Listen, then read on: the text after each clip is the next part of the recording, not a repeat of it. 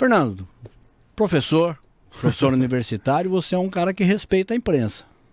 Graças a Deus. Sempre Como todo foi assim. democrata, a gente tem que respeitar e prestar satisfação à sociedade, de tudo que a gente pensa, do que a gente faz.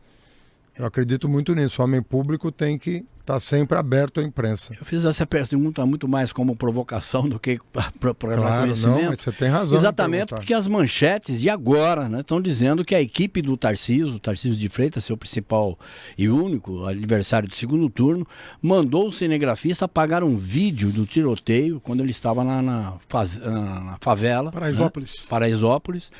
E apreendeu o material dele e teve que pedir para ele apagar o material. Isso é normal?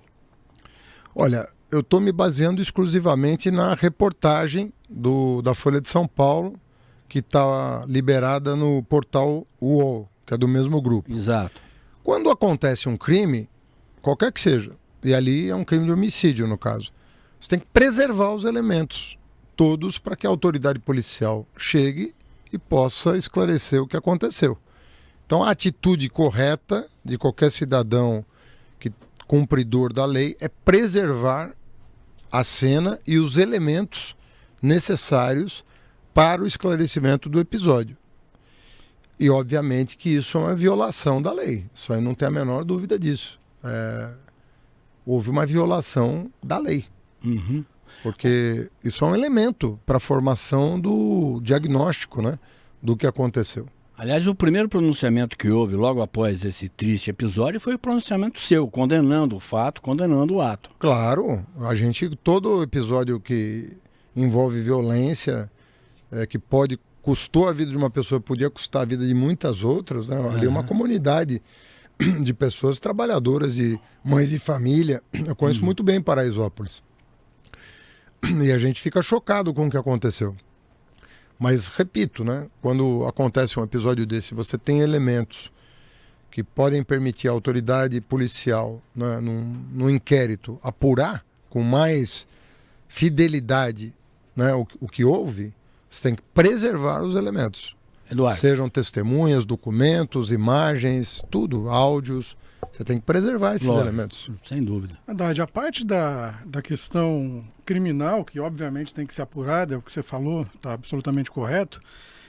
A gente tem um fato acontecendo há pouquíssimo tempo antes aí da eleição, numa situação em que as pesquisas têm mostrado uma diferença entre você e o Tarcísio. Esquecendo a parte criminal dessa questão que é de extrema relevância, tem que ser considerada, mas falando da política, você acha que esse fato pode servir como um gancho, uma pegada de uma mudança nesse cenário que te coloca atrás nas pesquisas? Olha, a diferença entre eu e o Tarcísio está diminuindo dia após dia. A gente faz um acompanhamento diário disso, né? A minha liderança na região metropolitana aconteceu desde o primeiro turno e a nossa diferença no interior está diminuindo aos poucos, né? Mas num ritmo suficiente para nós pensarmos numa virada, como se diz. Obviamente que eu vou trabalhar para isso, eu estou disputando a eleição para ganhar. Lógico. Né? Eu tenho convicção de que eu tenho o melhor plano de governo para o Estado, a começar do fato de que eu sou do Estado. Não mudei para cá faz 6 meses. E o meu adversário, eu tenho me preocupado muito que o meu adversário, depois do debate da Band, ele simplesmente desapareceu.